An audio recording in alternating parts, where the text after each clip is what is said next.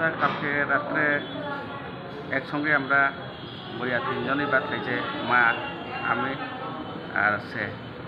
তারপরে খাইয়া সে তার রুমে গেছে, সে রুমে যাওয়ার পরে আমার সম্বন্ধী আসছিল। এরপরে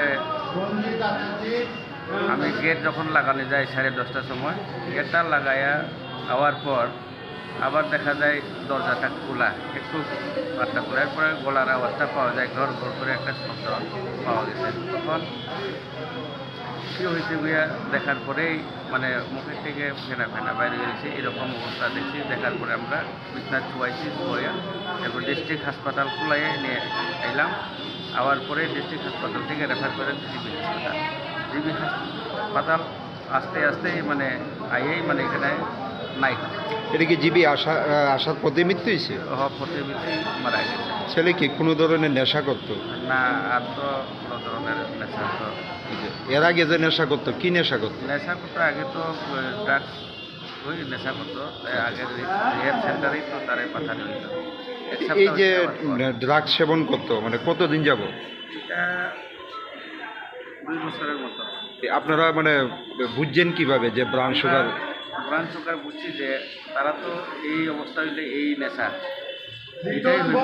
আমরা তো দেখছি না, যেহেতু তারা চোখে আমরা দেখছি না যে ড্রাগস সেবন করে, কিন্তু নেশাগ্রস্ত থাকার কারণে ওই লোকেরার সঙ্গে দেখার পরেই আমরা পাচ্ছি যে তারা এই নেশাই ব্যবহার করে।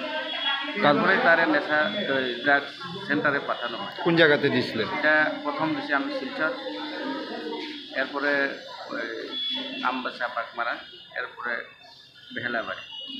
কতদিন আসছিল রিহ্যাব সেন্টারে? ওই তো 1 মাস, আর কোনো জায়গাতে 2 মাস, আর এক জায়গাতে 3 মাস। এটা উপরে আইয়া পরে সুস্থ হয়ে গেছে, আওয়ার পরে সুস্থ। কতদিন আগে মানে বাড়িতে আসছিল রিহ্যাব সেন্টারে? সপ্তাহখানিক। আচ্ছা, তারপর কি আবার নতুন করে খাওয়া দাওয়া করতো মানে ব্রাউন সুগার? দেখছি না, যেহেতু এই অবস্থায় কালকেই দেখছি আর কি। কি মনে হয় এমন কীরকম মানে হঠাৎ করে এরকম কি হয়েছে? এটাই তো জানি না যে কী হইয়া এই মুভি বাপটা আইলো, মুখের থেকে ফেনা বাইলো, কীভাবে আইলো, এটা তো জানার মতো। কি মনে হয় মানে বাড়িতে আসার পর কি আবার নতুন করে সেবন করতো? হইতেও পারে, এরকমই বোঝা যায়।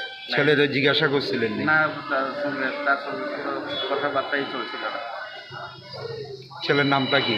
আকাশ দেব। বয়স কত? 25। বাড়ি? আবাঙ্গা। আপনার কয় ছেলে? 2 ছেলে। আকাশ কি ছোট না বড়?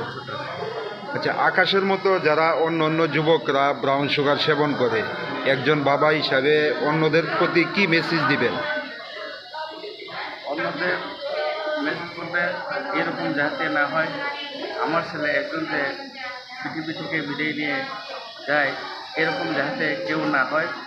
অন্যান্য ফুলাফান বা এই নেক্সট জেনারেশনের ছোটো ছোটো ছেলেমেয়েরা যাতে এই নেশা কবলে যাতে না পড়ে, এই সুস্থই থাকুক।